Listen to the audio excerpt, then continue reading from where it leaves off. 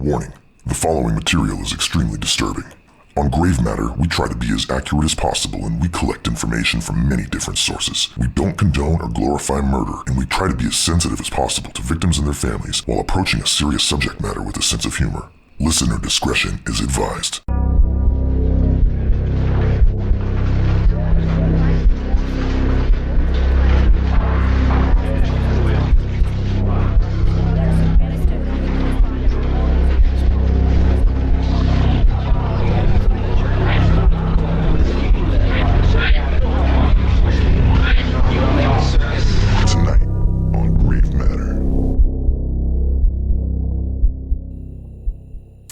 Welcome back to the Grave Matter, episode 17. It's your boy, Chris Lang, and your girl, Jillian Gentry. We have another wonderful episode lined up for you today. What's up, Jill? What's up?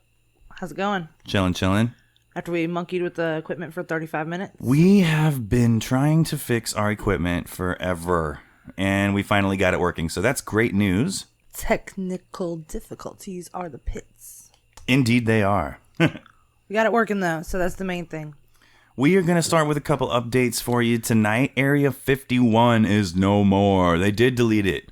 Really? Yep. I didn't know that. They deleted it. The government stepped in along with Mark Pucker Saucer. What's Zuckerface? Zuckerberg. Marcus Zuckerberg. Marcus? I don't know. Anyways, they fucking ended it, I thought it was like Mark Nemo. Mark Nemo, probably. That's what I thought. I mean... You don't make Facebook if your name isn't Mark Nemo. Anyways, he destroyed everything. He's ended the Area 51 raid, but there's like 10 new ones out there, so I don't know. We'll see what happens. We'll see how it unfolds. What else is going on in the news? Well, okay, so they identified orange socks. Orange socks. This is a huge case for Austin. I have been wondering who she was forever. It's not like I can do anything with the information. Yeah. I just really wanted her to have a name, you know? 40 years. 40 years. It's a long-ass time. And I think... that's like 6 decades. Henry Lee Lucas, he admitted to what? What? What did you say? What? Yo, what do I look like? A math-freaking-tologist? That's pretty good. Yeah, Henry Lee Lucas actually confessed to killing her, but I think... I don't know. It's back and forth whether or not he's responsible. You told me that one. There's some strong evidence for it, and there's some pretty strong evidence against it. But what was that one guy that was like, yeah, I got all this evidence? I don't know. What are you talking about?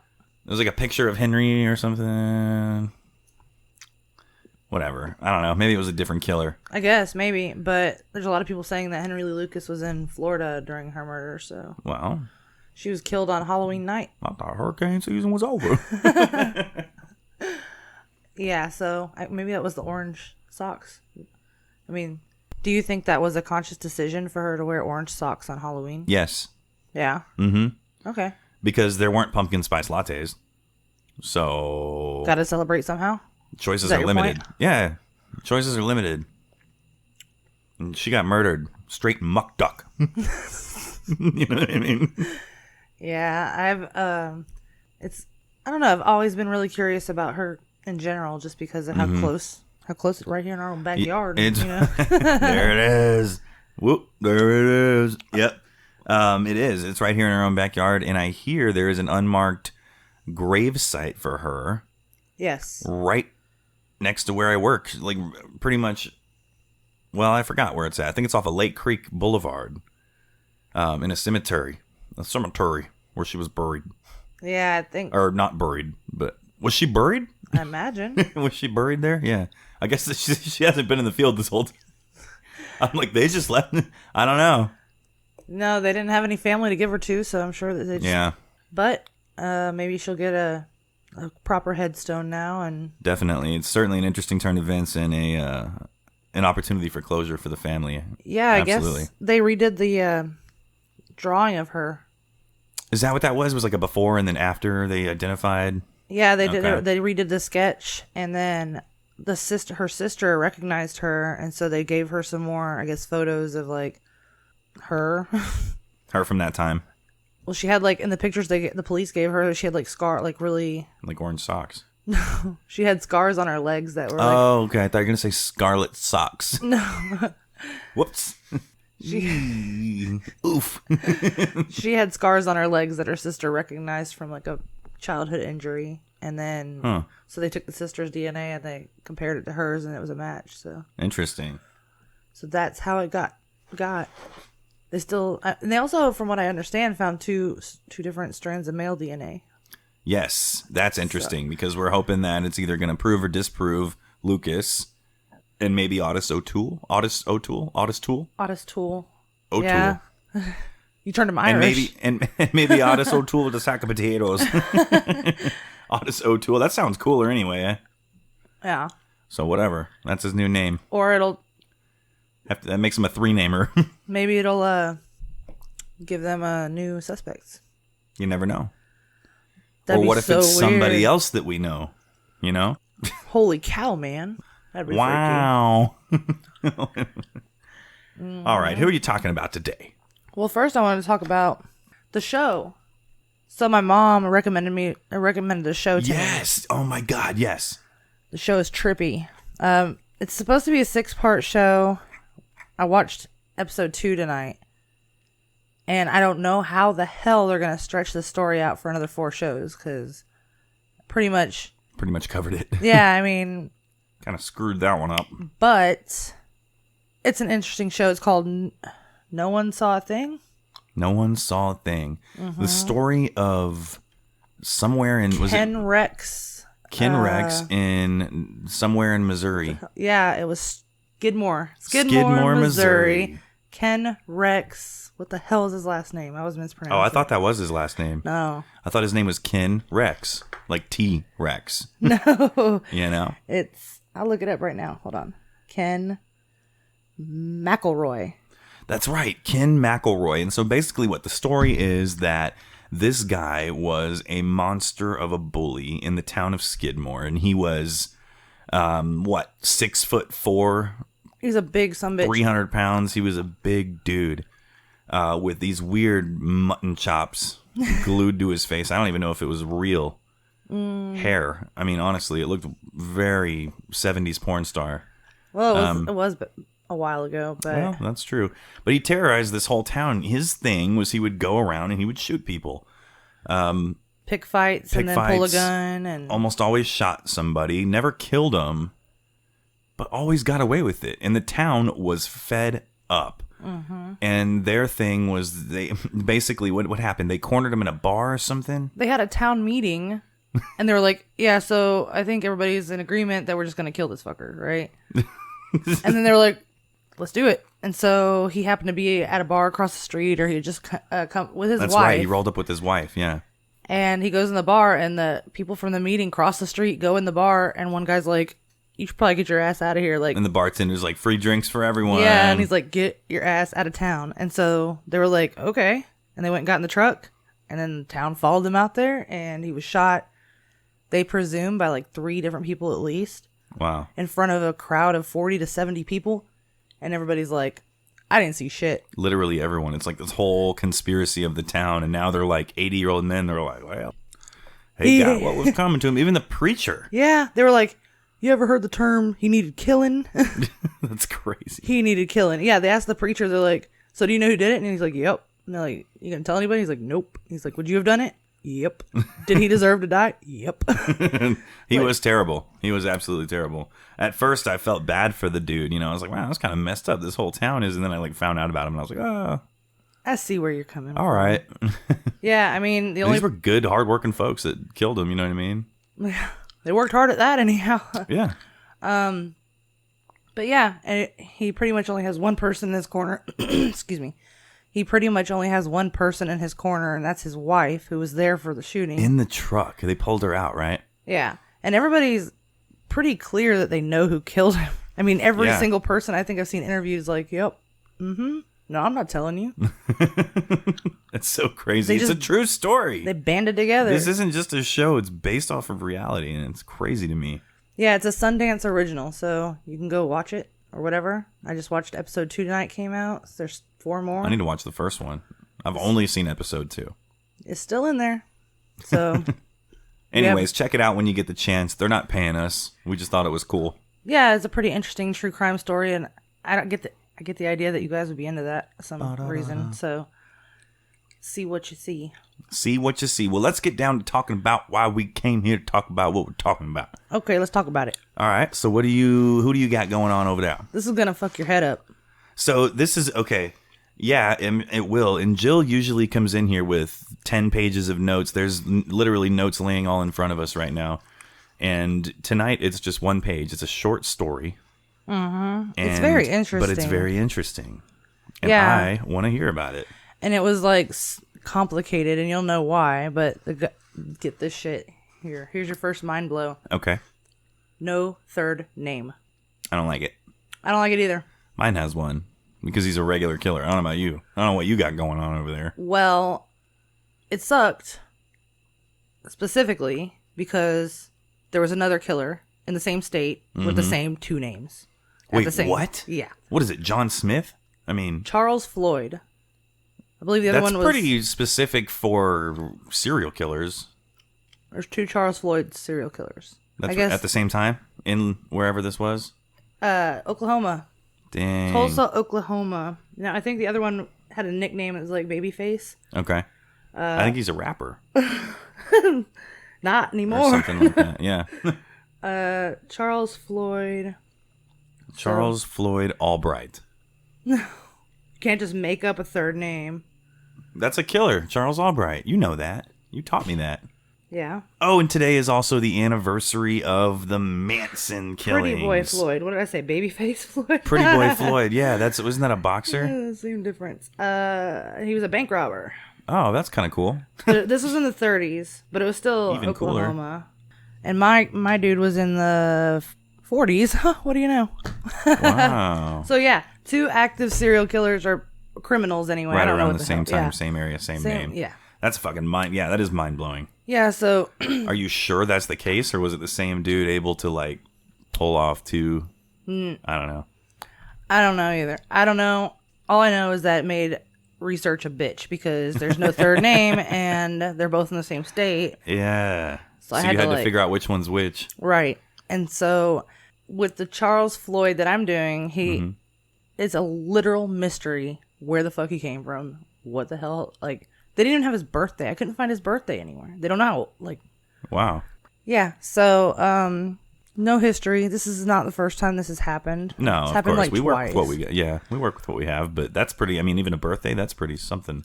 Yeah, That's I looked. pretty something. Wow. I tried looking at what a description, Christopher. That's pretty something, man.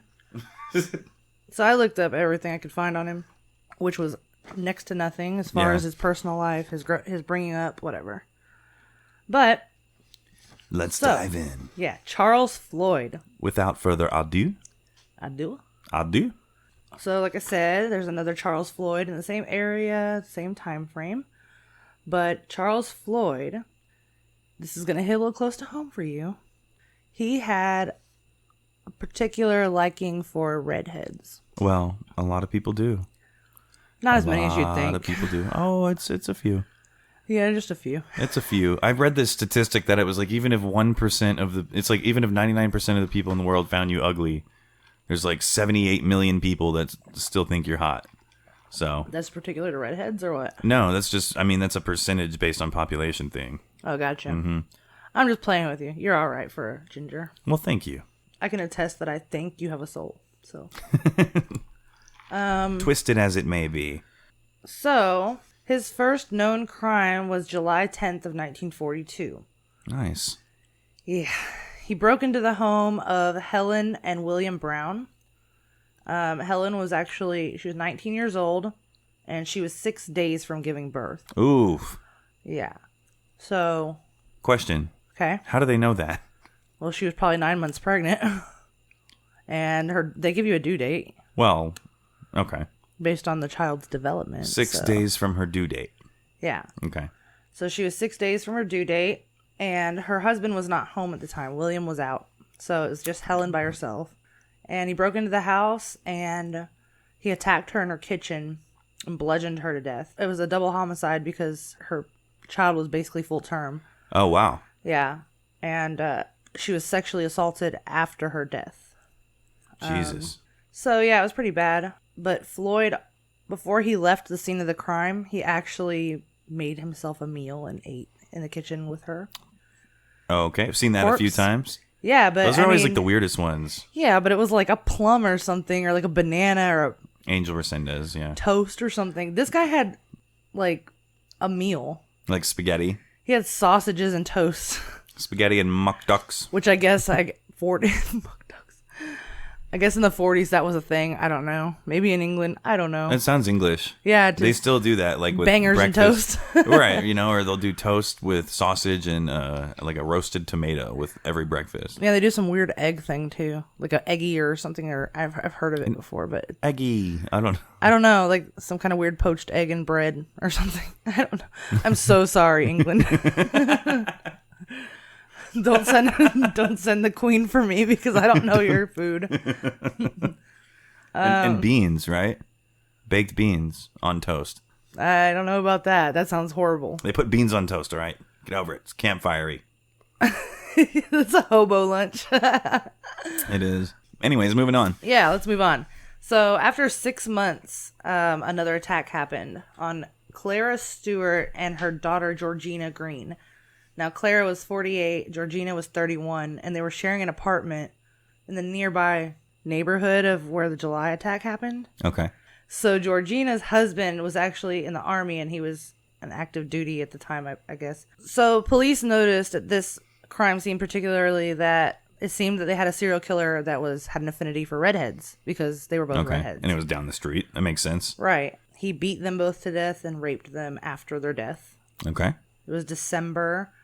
And then he cooked up 7 scrambled eggs and had eggs and toast before leaving the scene again. 7's a lot, too. Yeah, I mean... It's a lot of eggs. Yeah. Especially post-murder. Yeah. Like... What a strange post-mortem breakfast. He's not having any kind of nervous belly going on or anything. You know what I mean? Seriously. No bubble guts for this guy. Yeah. So, that's pretty interesting to think about, Just actually. that in itself, yeah. Just your nerves from something like that you would think would prevent you from being able to eat. Mm-hmm. And he's just like, I think I'll have 7.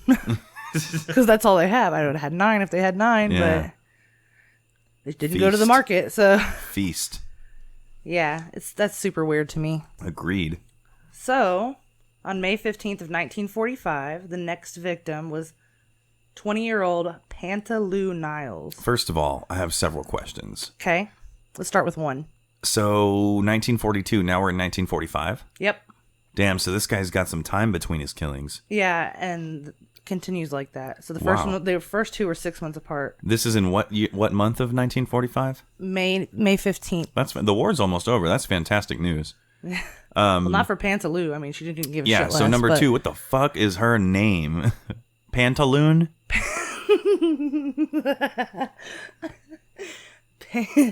Panta Lou, L-O-U. It's 2 names, Panta Lou. But that was funny. Redhead. What a ridiculous name. You're not supposed to speak ill of the dead. Pantaloon, though. Name me Pantaloon, I'll kill myself. I'll tell you what. Pantaloon Lang. Get the fuck out of here. So, she was described by people that knew her as a pretty redhead, and she had a husband who was a sailor, and he was serving in the Pacific. That's what it said. Yeah. The Pacific. Well, they were all over. End of story. So, she was bludgeoned in her sleep by a man who entered through her open bedroom window, and she also was raped after her death. Jesus. How do they know it was after? I don't even want to know the answer to that question. Let's take a step back. You don't want to know? Do you know? I mean... I know how they know now, so I imagine it can't be much different. How do they know now? Well, basically, like, clues from the body, like, you stop bleeding, blood starts pooling, so they can tell what's post-mortem and what's... Gotcha. Antemortem? Was that the opposite? Pre-mortem? Pre-mortem sounds weird, so... I don't know. Anti-mortem sounds dangerous. It means not dead, so... Yeah. I'm feeling anti-mortal as fuck today. I don't know. Anti-mortal is the opposite of anti-mortem. Anti-mortem. Wait, or is it? Yeah. I don't know. I could be completely wrong. Let's carry on. Yeah, why don't we just graze over that part? So, she was raped after death, and hours later, he was still just hanging out with her. Like, that is fucking crazy to me. So get this We've had, shit. 3 people that have done that? Yeah, it happens. It's fucking weird. Yeah. actually, even weirder is that her friend called her the next morning to, like, she was kind of like her alarm clock. She called her. Hello? Is Panta there? Pantaloo? Is Pantaloon available? So her friend called her to wake her up for work. You're such an asshole. What do you mean she's gone? Who the fuck is this? Where's her eggs? That's exactly how it went. What are you Oh my god. No, she called to wake her up for work, and he answered the phone. Like, why the fuck did he answer the phone? And so he answers. That's fucking ridiculous. Yeah, he answers the phone, and so her friend was like, "Who the fuck is this?" Like you said. Yeah. And called the police, but when they got there, he was already gone. Like, wow. I guess. What did he say? He's like, yeah, she's busy. I don't know. I mean, this guy wasn't firing on all cylinders, from what I understand. So. Damn, was he that bad? I don't know, man. You'll know as much as I know by the end of this here. All right. So they got there too late. He was already gone. The police actually arrested a simple-minded drifter, quote unquote, named Henry Owens. He was arrested on suspicion of the last homicide of Pantaloo. He had been previously booked on charges of sexual assault. He agreed to take a polygraph test, but the test results were inconclusive. So get this shit. Poor Henry Owens took a polygraph test. The results were inconclusive. They arrested him, and he was in custody when fucking Charles Floyd killed the next person. Damn it. So obviously they were like, wait a minute, something's wrong. Mm-hmm. July 2nd, these are all redheads. Yeah. Damn. July 2nd, 1948. Floyd broke into the apartment of a female tenant, they don't name her, and her 12-year-old daughter and a teenage girl that was sleeping over with her daughter. Okay. This woman and the two teenagers weren't killed. But they were screaming and freaking out. The neighbors ran over to try to help. The police were called. They struggled with him, and he took off. Jesus. So they saw the dude though. Yeah. The neighbors. Yeah. So when the police got there, they said that the perpetrator had like forced them into do some like weird sexual stuff. Okay. He like molested them and he forced them to do things. Yeah. As we've seen before, freaking deviant. Yeah, we have. Last episode, in fact, I think. Yep. Mm-hmm. They said that the women were forced into a quote-unquote unnatural sex act, and they had sex acts performed on them. Lovely. Yeah. What a fantastic way to spend a Saturday night. Yeah, no kidding. So when the neighbors tried to subdue him, he got free, he took off, and he entered the house 2 blocks away of Ruth Norton, another redheaded woman. Jesus. He fatally beat her and then raped her. How did he know dead body. Who she was? Like, how? First of all, what? 2 blocks away.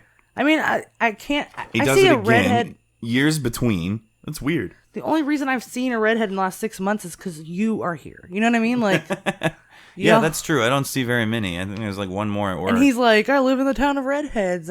Yeah, where is this shit? I don't know. Norway? Rojo Valley? I don't know what the fuck is happening. Like, Rojo Valley, California, man. For sure. Totally petted. So, yeah, I mean, he's the luckiest pervert in the world, or he's really done his homework. Maybe he just walks up and down the streets and looks at people in their houses. I don't know. Yeah. But that would be a hell of a coincidence. Yeah, I mean, there's not going to be many left. Yep. That's and right. that's a basic, maybe that's why there's none now. That's a fear of mine. I mean. Maybe he killed off all the breeders, the breeding redheads, and that's why there's only a few. There's a redheaded convention in, like, Norway or Scandinavia or something. And I don't want to go because I'm afraid they're going to exterminate us. I knew you were going to say that. Because, why? Because it holds water? Yeah. Yeah, I ain't going. I don't know what Scandinavia is like. The last of the fucking Mohicans over here. I ain't doing that. Yeah, then you're going to have headhunters after you because your blood's worth like $1 billion. Yeah. You're going to be like, we need his DNA to repopulate the redheads. The elusive white rhino. Take him to Area 51 right away. Yep, that's where I'll go. That's unbelievable, but I don't blame you. That's a little... It's not unbelievable. It's very believable, and that's why I'm not going. That's why you're not going into Scandinavia? Yeah, that's why I'm never going to that thing. I mean, I wouldn't go because of the weather, but fuck it. Well, no, it looked nice. It looked beautiful. Well, you should try. It's very enticing. Just go like the month before. No, because they'll probably trap you and keep you. I know. You're like, our first has arrived. Here's your room and board, sir. Oh, God. Never leave us. Oh, God. I don't know. Maybe it's better than you think. Maybe it's not. Maybe they're like, we should bring all the redheads here. Maybe death is okay. No, maybe we'll bring all the redheads here and give them presents and make them... We'll force them to procreate. You wouldn't have a problem with that, would you? I don't know. Redheads aren't really into each other. When's the last time you've seen a redheaded couple? I know. Don't worry. I'll wait. I've got them. I know a redheaded couple, and they have a redheaded child, and it's not a stepchild. Well, that makes sense. Yep. I'm not going to say their names. Oh, this one's equally mutated. I'll show you a picture of them later. It's insane. Mm-hmm. Because they have the same... And everyone's like, oh, you brother and sister? And they're like, no, we're actually fucking. And you're like, okay, well. They have the same shade of red hair, too, so... Very strange. Yeah, that's a they're rarity. Actually a super adorable couple. That's like a diamond in the rough. And they're expecting a new baby, so... I bet it's redheaded. You know what I'm saying? Back to fucking Charles Floyd and his obsession with redheads, and let's stop with our obsession with redheads. Yeah, well... Scandinavian ass. So this time, after the victim, Ruth Norton, was killed and raped, there was a witness who came forward, and she offered police a description of Norton's attacker. Not a super good description, but she did say he looked like a truck driver. A truck driver, okay. If a truck driver had a look. Well, okay. I mean, there's several different ones. Yeah, I mean, like, what kind of truck? Yeah. Like an F-150, like a... We're talking like a... Swanson's milk delivery? What is this? What is this? What is this, fucking mathmatology? Yo, I don't know. A Mack truck or like a Find X. It's right here. Penske moving truck. Yeah. What is this, fucking U-Haul? What is this, Unabomber U-Haul? What is this? He drives a truck that delivers clean uniforms to people at work. Yo, yeah, fucking whatever it's called. Salutations or whatever fucking, whatever that shit says. Aramark. I feel like maybe the window for us to record is before this late. Yeah, I don't know. Because it feels like we're inebriated, but it's just lack of rest, I think. Yeah. We'll go with that. Yeah. For me, anyhow. Yeah. So, anyway. He looked like a truck driver. That's just rude. So. That's just rude. But. Could you be any more specific? They surveyed the local trucking companies, and they revealed that Charles Floyd was a driver for one of these companies and had a very well-known obsession with women with red hair. And that's no coincidence. Huh. And he quit his job early in the morning of July 2nd, which is the day that the woman and her two children were attacked. Mm-hmm. So he quit his job that morning. Police broadcasted the descriptions of him and like what people said he looked like and whatever. And he was arrested in Dallas on November 22nd, 1949. Wow. So what was that like? It was like a little more than a year. It was like a year and a half after his last attack. This guy's got a really wide time frame of events. Right. That's why it really surprised me that he went up 2 blocks immediately afterwards and repeated himself, you know? Yeah, but it worked for him, I guess. I don't know. Didn't. For a while, anyway. Yeah. So they could tell he was kind of a little bit on the dim side, I guess. Right. Because it says, despite assertions of confusion, Floyd actually supplied the detectives with substantial details of the crimes that only the police would know or the perpetrator would know. Okay. He told them that he was a lifelong peeping Tom, but occasionally... Wow. Yeah, he was just like, yeah, so I like to look through windows, but occasionally that's not enough. It fails to satisfy So this dude was straight up telling him what's up. Yeah, he said that sometimes that failed to satisfy him, so he would become violent. Now, Pantaloo Niles. Jesus. It had to be Pantaloo. He watched her over a long period of time, and she was like a special project of his because she had a habit of undressing in front of the window, the open window, like blatantly. Just she didn't give a shit, I guess. Yeah. And he watched her and watched her and watched her. Like, he never missed it changing. You know what I mean? Yeah. Eventually, after watching her for so long, it just exploded and he murdered her and raped her. He broke in. Yeah, but he was always post-mortem rape. So right. I guess... Necrophilia. Thank God for small miracles. Yeah, you're not kidding. So, they did some psychiatric testing on Floyd. Uh-huh. And his low IQ is what saved him from the electric chair. Wow. So this is actually... I think the first time in our podcast where that's worked. The insanity plea? Well, we've seen other people on our list that have been ruled mildly retarded, and it just has not worked out. They were like, so? Yeah. fuck it. It worked for him. Ultimately, they decided to pack him off to a mental institution, and he died inside the mental institution in 1968. Whack. And that is the story of two named Charles Floyd. Charles Floyd. Thing one and thing two. Red hair addiction. So yeah, fuck you, Floyd. Whatever. You're freaky pervert. No, it was a cool story though. How there was like two of the same name. That's really trippy. And I honestly think the width of time, is just pretty remarkable. I feel like the more research we do, the more people we go over, the more I realize how rare that is to get away for so long. Yeah, I mean, because it's like a compulsion most of the time. They can't. Mm-hmm. Right. So you have half-eaten plums from Angel. You know what I mean? And there's people leaving DNA all over the place. And this is guy McDuff. The whole town knew him. They were like guilty. Can someone get rid of this guy? You know what I mean? Good thing he didn't live in Skidmore. No shit. I was about to say that he'd have been gone. We have veterans up there. We have a couple rare cases where, Popeye's grandpa, that dude went forever. Mm-hmm. He was just and he went hard. Robert Ben Rhodes. Yep. On the roads. And then we got old Charles Floyd here, who's into freaking I Love Lucy and eating bangers and eggs. What the hell? Different strokes, I guess. I don't know. Different strokes. That's right. Different bludgeonings in this case. Man, that's awful, though. Think about bludgeoning to death a 9-month pregnant woman. Yeah, or just anybody. Even in that scene in Inglourious Bastards where he freaking hits him with the baseball bat. I'm like, oh my God, dude. That looks like a bad way to go. And it's like, they do it incredibly. The first hit to his head, and he's laying on the ground, like, shaking, like he's, like, mentally retarded, and he's got blood, like... It messes me up when I see that. Yeah, all good. Let's go ahead and dive into my guy. He goes by the name of David Leonard Wood. 3-namer.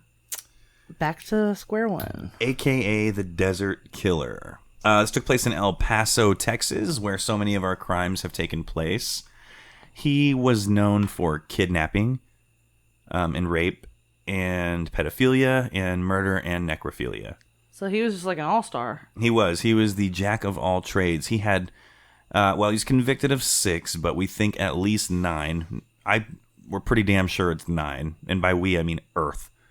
I'm with you. Female victims, aged 14 to 24 years old, and typically stabbed and strangled to death. This was over a period of only 3 to 4 months. May through August of 1987, like I said, in El Paso. Yeah, that's a lot quicker scale than my dude was doing. Boy, you're not kidding. Mine was doing that shit leisurely. Yours was like, I gotta do as many as I can.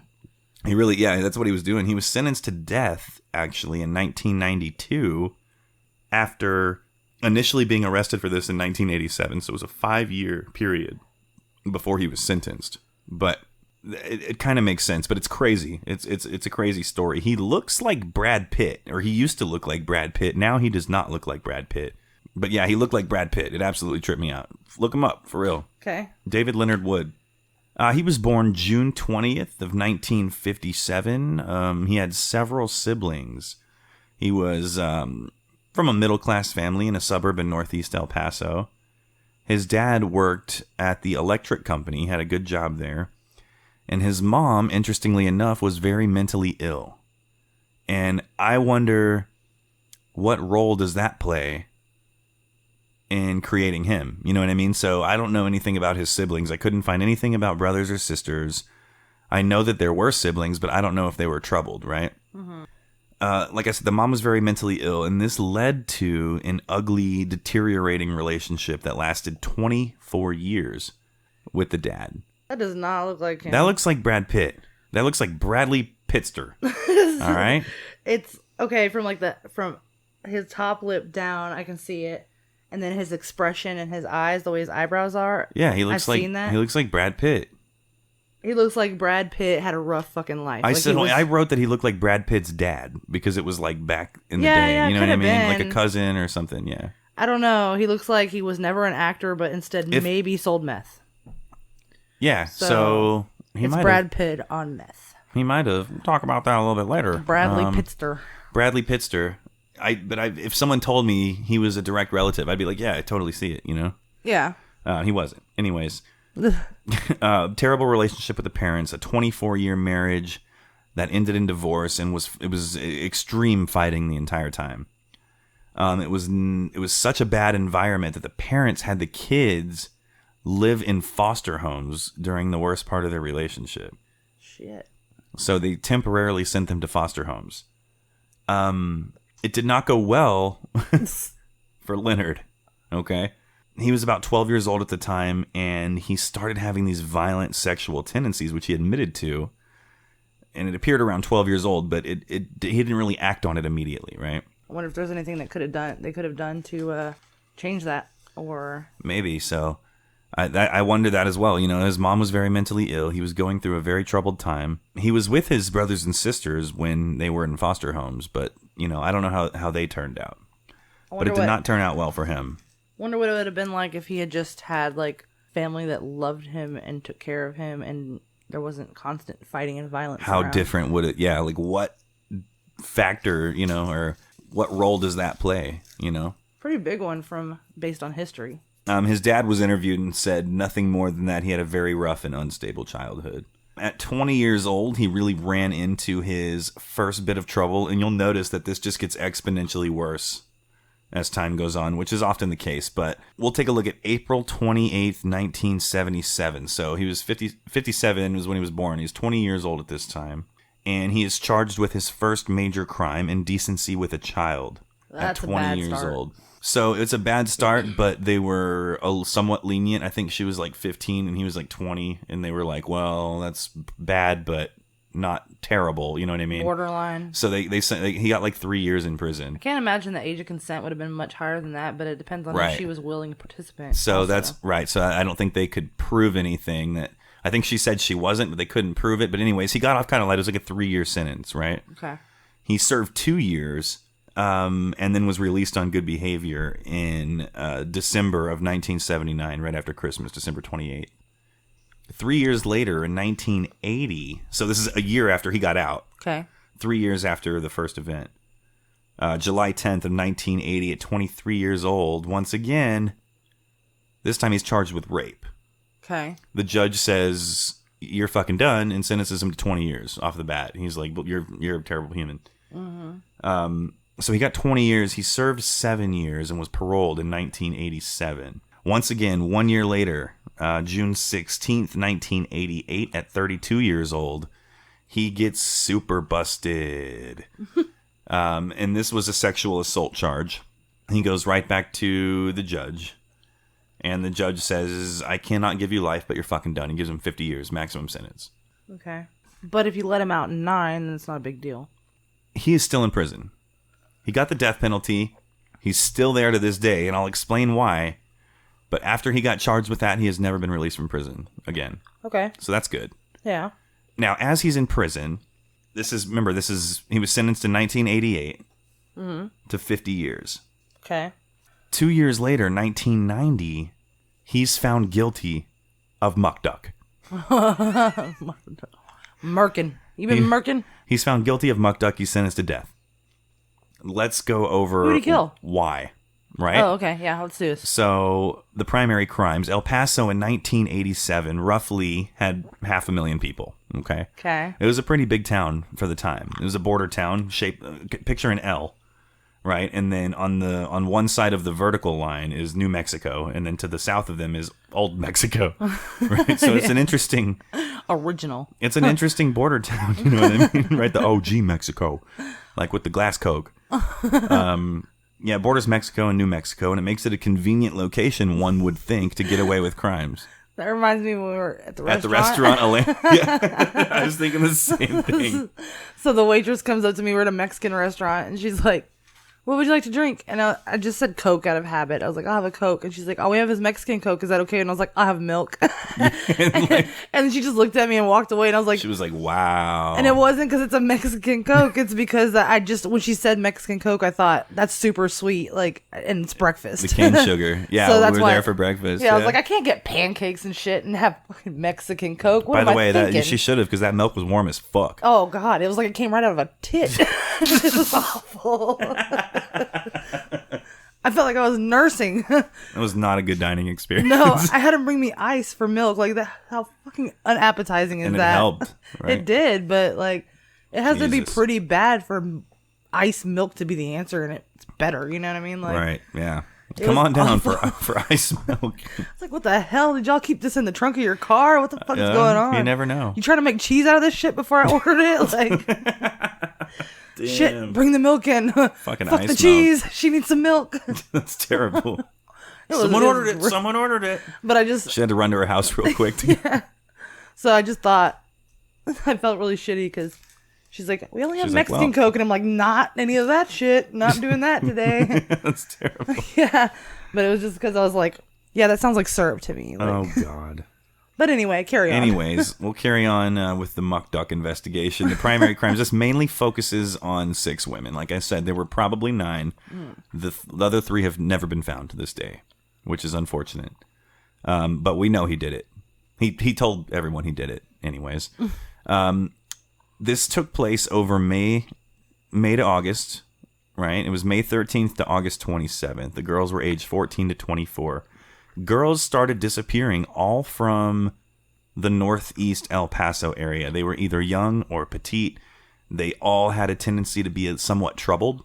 All of these girls were picked up from 2 locations. Well, several locations, but all of them were either Circle K's, the gas station, or they were leaving parties at like 2 o'clock in the morning. Okay. So that's kind of interesting. And I actually didn't see in the research, I found that out for myself. Like, one was like, oh, she was at a convenience store on this block. And then I looked it up. And then I was like, that was a Circle K. And then someone else, and then another one was like, there was a Circle K over here. And then another one was, this chick was walking by a payphone outside of a Circle K. And I was like, this dude he just hit every Circle K. That's what it wound up being. And nobody seems to know that in the research. What did he do? Set up like the displays for Circle K for a living or something? Or I don't know. He fill the gas pumps? No, and I mean, I honestly don't know. I don't think that he worked there. He had a pretty decent paying job. Twizzler salesman or something? He had a brand new Harley Davidson, so I don't think that was the case. But, the girls started disappearing. The police and other law enforcement agencies immediately noticed a trend, but there was some confusing reports that came, and they had no way of connecting the information, and they had no major leads to follow. They did know there was a report of a man with tattoos on a couple occasions. Not tattoos. Yeah, but then they thought, so they initially thought it was connected, and then they said, well, maybe it's not connected because this guy owns a motorcycle, and this person's in a beige pickup truck. And they were like, fuck. So I don't know, but I think you can own both of those at once. I don't know. Yeah. But I think. I don't know what it was about it, but that threw them off. They thought, okay, it's 2 different people. That one's got 4 tires. That can't be him. Like, what the fuck? Yeah, you might not be too far off. I don't know. Yeah, so they thought maybe it was 2 people. Let's talk about the disappearances and the victims. The victim number 1, Vic 1, was Ivy Susanna Williams. She was 23 years old, and she kicked this whole thing off by getting abducted on May 13th. That sounded terrible. Jesus. How dare you? By the mean? way, Ivy is like a really underrated name. I think that's a super pretty name. It's a super pretty name. Hear. Anyways, he thought it was a great name. Yeah? Crickets. You can hear the actual you know what crickets. I mean? Ivy Susanna Williams, not a ton of information on her at all. There was like a charity page built, but all it said was that she was abducted and never seen from again. Victim number 2 was Desiree Wheatley. This was a few weeks later. She was only 15 years old, and this was on June 2nd. Who the fuck wants to go outside for any reason during the summer? It's awful. Especially in Texas. Ew. Nothing good about that. Terrible idea. Holler Rihanna. So, you know what it is? Rihanna. You know what it is? It is probably the decomposition rate is a lot quicker in the summer, so they can go less time before disappearing and being found while the evidence disappears. Does that make sense? Yeah, I guess, but I don't know if they think that far ahead. Some do. Some probably don't care at all. No, I'm just like... Victim number 2. No. If I'm Desiree killing Wheatley. somebody, it's happening in January or But you're not a February. serial killer. I mean, you know, if I'm killing someone, it's in a place with wonderful prisons, so I can pet dogs and stuff after I do it. We're killing people in Norway, guys. Strategic. I like it. Not during the Ginger Convention. Thought I made that clear. Desiree Wheatley, June 5th, 1987. This was a victim that had a lot more articles surrounding her, probably the most. And it started here, but it really painted the picture of the distress and terror that a family would go through during a time like this. It was, you know, they were interviewing the mother, and she was like, that was my baby. She was my youngest one. And just gave these personal accounts. And I was like, fuck, I can't even imagine, you know, having a daughter, raising a daughter for years and years and years. And then all of a sudden it's just over. You know what I mean? I can't even wrap my mind around that kind of pain. I really can't. And I've been through some shit. You know what I mean? Yeah. I lost my mom when I was 13 years old. Like, I've been through some shit, and I still could not imagine what that would be like. I'm not sure I'd make it if something happened to my kid. You know what I mean? Yeah. I've thought about it, and I'm like, I don't know how I could go on after that. Yeah. Me too. I have no idea. Especially under certain circumstances. So yeah. And it was either June 2nd or June 5th. I've heard multiple dates, but she went to a middle school graduation party at a friend's house. And by the way, okay, so this is weird to me. I don't know, man. Graduating middle school, she's 15 years old. Is that old for middle school? It is, right? Maybe a little. I think she might have got, you know what I'm saying, a couple years. No, I don't think it's much more than that. Maybe 14, I was like 13. 15.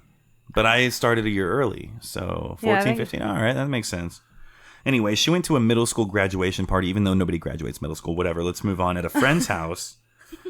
And her and a friend walked home from the party, which, I mean, I don't know. Maybe times were different back then, but Jesus Christ. You know what I mean? And I don't think it was too late. It was like 10, 11. You know what I mean? Yeah. They walked home from the other neighborhood to their neighborhood. Mm-hmm. And then one of the girls, she was like, all right, see you later. I'll see you tomorrow. She went home. And Desiree was like, well, I'm going to go to the Circle K real quick. No, 7-Eleven. Go there. 7-Eleven. Do it. They got rewards and everything. Go to your, what do they call them in Florida? What are those fucking gas stations in Florida? I'll look it up. I have no idea. No, Carly told me. I'm stopping at the Wawas. And I was like, what the? Oh, Wawas for sure. What the hell is a Wawa? I've never heard of that shit. The Wawas are nice. I grew up in Florida. It must be relatively new because I think they're up north, that's too. a dumbass name for a gas station to me. Yeah, it is. But I mean, I guess you can get used to anything, but she's like, I'm gonna go in the Wawas real quick. I'll call you back. And I was like, what are you doing? You're doing what? Hold on a minute. You're not going anywhere. Explain. But anyway. Anyway, she goes to the Circle K, and like she goes to the Wawas, and she's just going to get a drink or a snack or whatever. There's a lot of people around. Several witnesses at the store. It's not too late, like I said. Remember her getting into a tan-colored pickup truck with the driver matching Wood's description. So Brad Pitt, but on drugs. Bad. Yeah. Okay. Yeah, exactly. So Brad Pitt, but on drugs. People saw the interaction. They said she didn't seem distressed. She didn't seem scared. She willingly, he didn't get out or anything. She willingly got in the vehicle. And they were like, either he pointed a gun at her and no one saw, which they didn't think that was the case, or he convinced her to get in the car, right? And that's what they had decided, that they determined that he had offered her a ride home. That was the last time she was ever seen, was at that gas station. Her body was discovered several months later on October 20th. And like I said, the mom interview threw me, painting that picture of just a shattered life from that moment forward until she dies. You know what I mean? Mm-hmm. Unbelievable. Okay, so that was June 2nd. June 5th, a couple days later, was Karen Baker. She was a 20-year-old, and she had 3 babies, which, I'm no fucking mathematologist, but, I'm like, okay. 3 babies. She had 3 babies. Mm-hmm. Was there an age difference? Yeah. No, they weren't triplets or anything like that. There was a couple years, right? So she was last seen at the Hawaiian Royale Motel, which is kind of questionable as well. Hawaiian? In Texas? In El Paso, yeah. So the Hawaiian Royale Motel. So, no, I'm not staying there. So I'm like, why is she at a motel in El Paso with her 3 kids? So one thing I found out about these girls is that they were troubled. A lot of them were troubled. They had run away from home. They were very into drugs. They were not good girls. Okay. Well, I mean, you know what I mean. Mm-hmm. They weren't straight edge anyway. Hawaiian. This chick was 20 with 3 kids. She been fucking. Let me just. Dude. I'm sorry. What do you want me to say? I don't know. Her body was found in September, and her kids were interviewed after they grew up. The son declined the interview, but the daughters spoke. And once again, just painted a picture of a life growing up without a mom, which reminds me how lasting the impact of these events are. You know what I mean? It's like one of the girls was a year old, and she was like, I don't remember it, but my entire life was changed after that, you know, growing up. She's like, you guys are interviewing me now, and it's 20 years later, you know? Freaking Hawaiian. Thanks. In El Paso. Yeah, the Hawaiian Royale. Like bed bugs and warm Mai Tais. Mm-hmm. Proceed. The next 3 victims were 4, 5, and 6, and I could not find any information on them other than one sentence that said 3 other girls were also killed that summer. And I'm like, what? There's probably more than 3. You know what I mean? Like 7,000. Well, so these were all the girls that were missing in the area. So they just, I think, were like, yeah, it's all him. But it's fucking El Paso, though. Well, but it's only a period of 2 months or whatever, 3 months. So is anybody alive in El Paso? I'm gonna need somebody to reach out from El Paso because, if there's anything I've learned from the last 16 weeks, it's don't fucking go to El Paso. Yeah, shit gets crazy, huh? Yeah, there's nothing but bad connotations when I think of that place now. Mm-hmm. I didn't know shit about El Paso before now, but yeah, I'm afraid of it. If we were going somewhere, especially in the shootings, what was it? A couple days ago, that was in El Paso too. One of them. Yeah. Mm-hmm. I don't know. All I know is that we've had a lot of El Paso in our conversations. Yeah. And say we were gonna go on a road trip, and y'all were like, "Hey, we got to go through El Paso." Fucking El Paso. Yeah, we got to go through El Paso. I'm like, get gas before. Yeah, I know. Nobody drinks shit. We're not stopping in that fucking place. And if you see a Circle K... No, it's not that bad. We won't go to Circle K, though. That's for sure. I thought it was fine, honestly. I had no idea that all these stories surrounded it, you know? It just sounds like a hot and ugly place to me anyway. That's true. It is hot as fuck. It's like the devil's butt crack. Yeah, I drove through in late in May, and it was super hot. And I couldn't even believe it.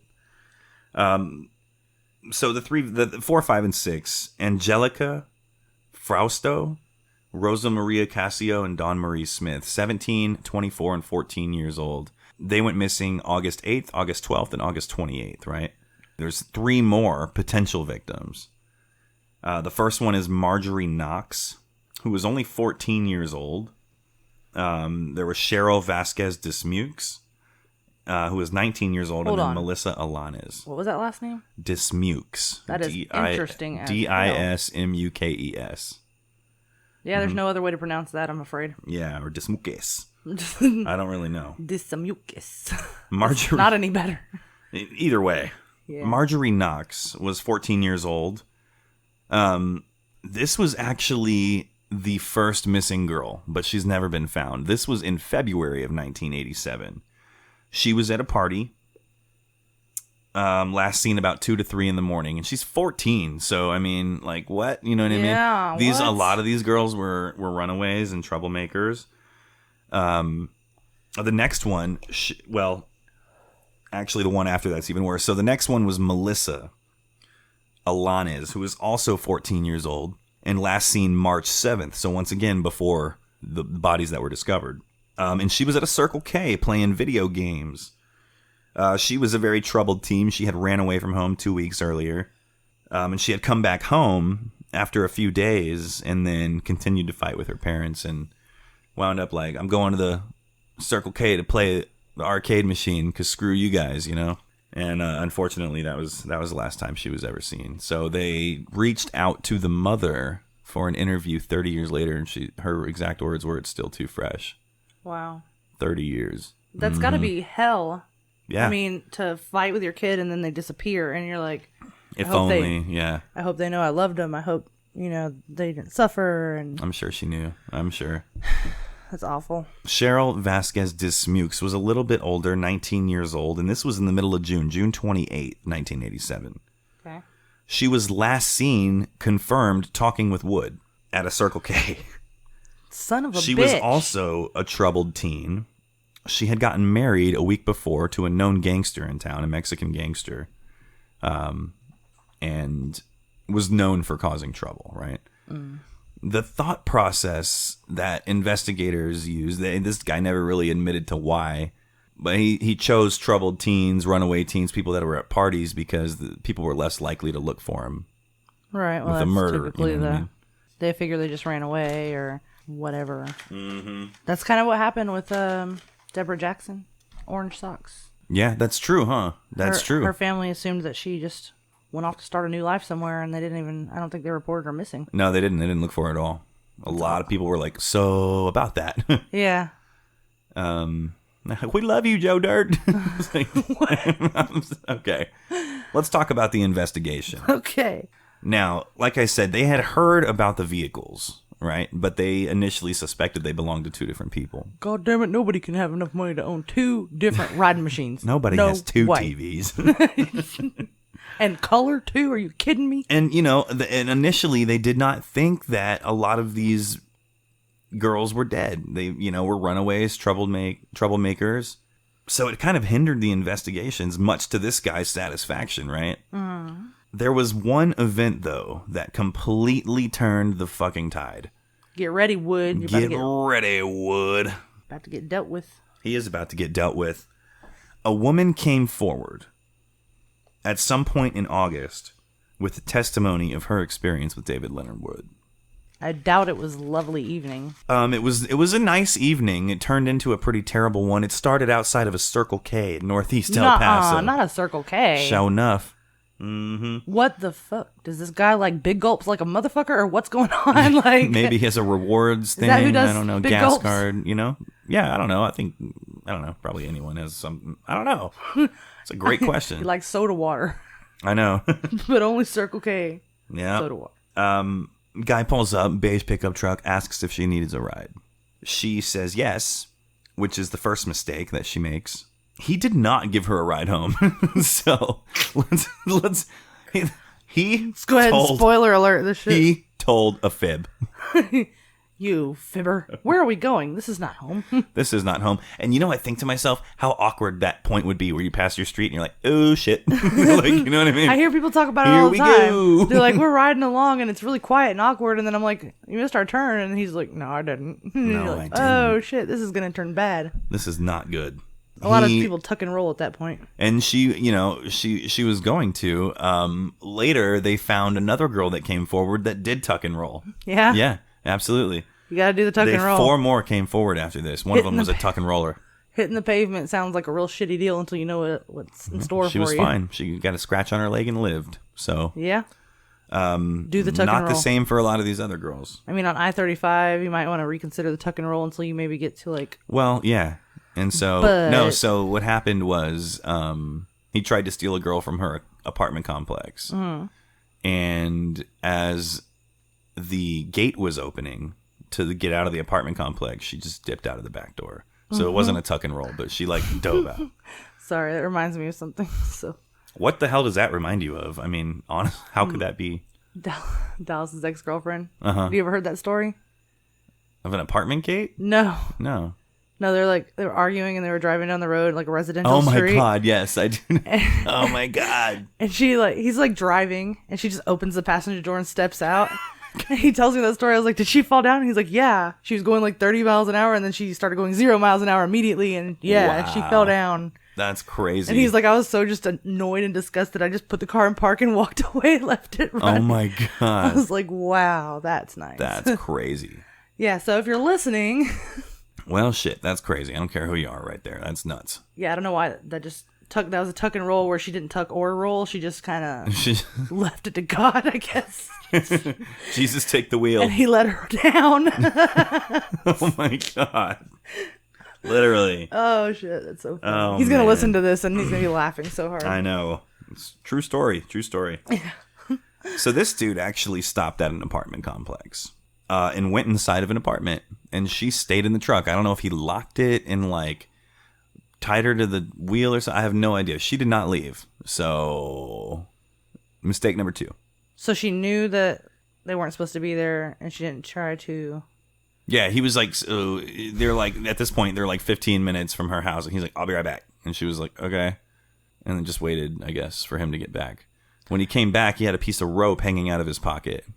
Okay. Mistake number 3. You know what I mean? I don't know what her situation was, if she was tied up or whatever, but if she just stayed there. It didn't say, but it wouldn't make sense for anyone to stay, in my opinion. Yeah.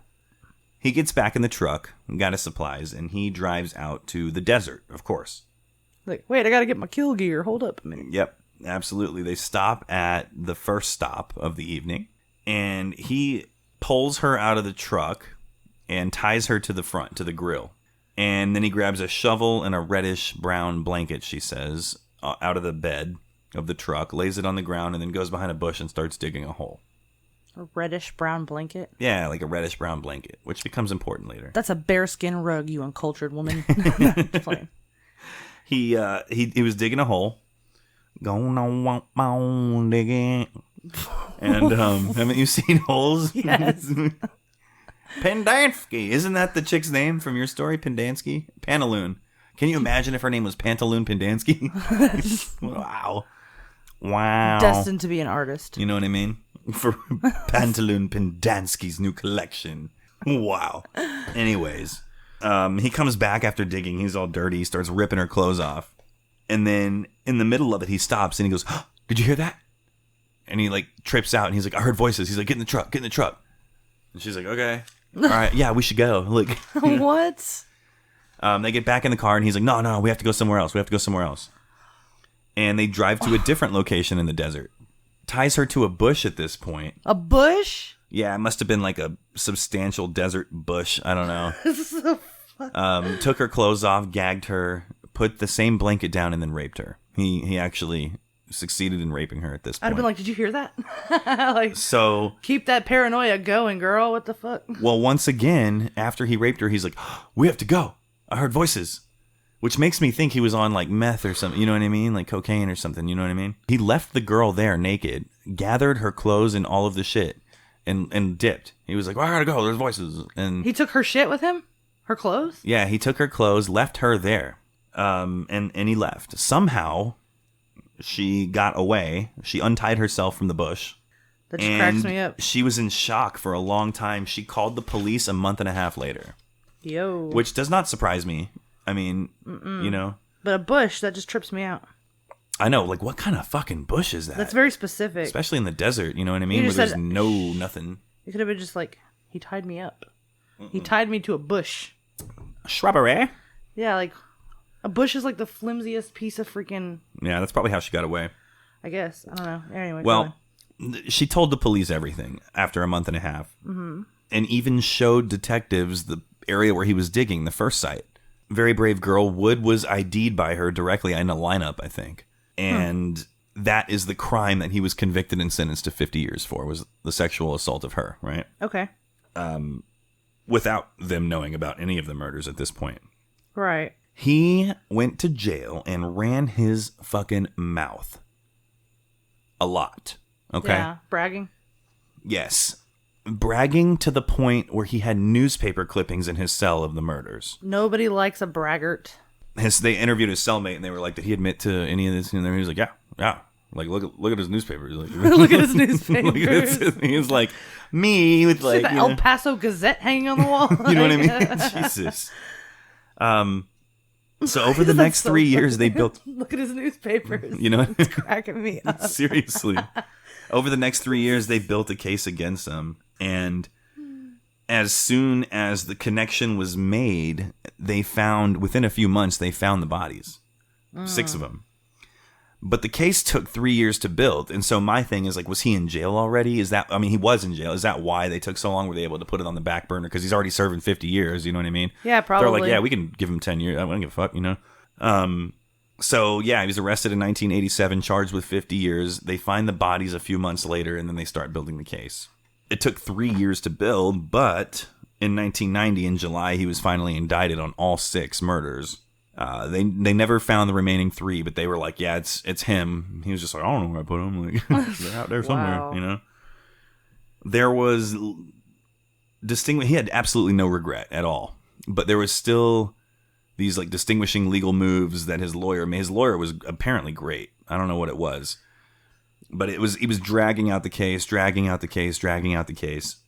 And so, like I said, they found the bodies in 1987.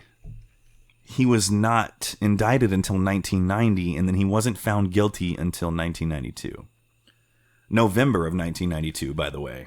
He was found guilty, and that was on November 10th. Exactly 20 days later, on November 30th, the jury came back with a sentence of death.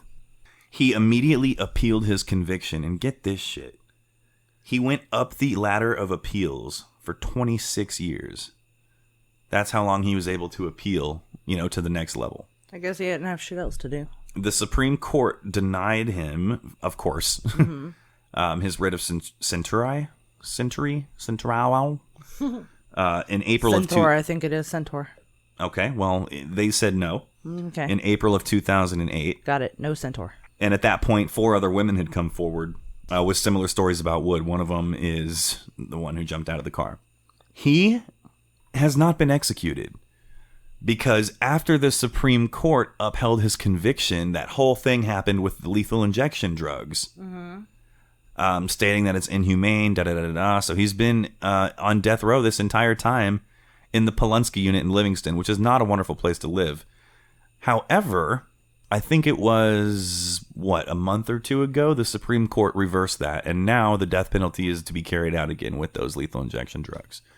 And so obviously it's got to go to the states, and they have to approve it as well. Texas definitely will. But he is certainly in the lineup to be executed now after he's been in there for, almost 30 years. And, really, we'll probably do some type of update, but he is absolutely guilty in my book, by far. Everybody knows it. He knows it. His friends know it, or his cellmates. He doesn't have friends. And I honestly, I'm looking forward to telling everybody that he died. Yeah. This guy's a real piece of work. Terrorizing these little girls. And, if that was my daughter, it's not even my daughter, and I still feel that way. You know what I mean? It's terrible. Yep. So yeah, nobody deserves that. That is the story of David Leonard Wood and who's your guy? Charles Floyd. Charles Floyd. One of Charles Floyd. One of them. Yeah, thing 2. Charles Floyd and David Leonard Wood. So anyways, we appreciate you guys joining us for episode 17. We will absolutely see you next week for a wonderful episode 18 as we still approach number 20. Yeah. Check us out on social media, on Facebook, on our website. Find us on your favorite podcasting app. We are out there on a lot of them. And if you have any, have. Tell your friends. Tell your friends. Yeah. I mean, they don't even have to listen. I'm not picky. Just download that shit for them. Just do it. Have a wonderful work week. I know tomorrow's Monday, or today, or last week, depending on when you listen to this. We appreciate you guys very much, and we will see you next week for a wonderful episode 18 in Murder Studios. Muck Duck. Good night, weirdos.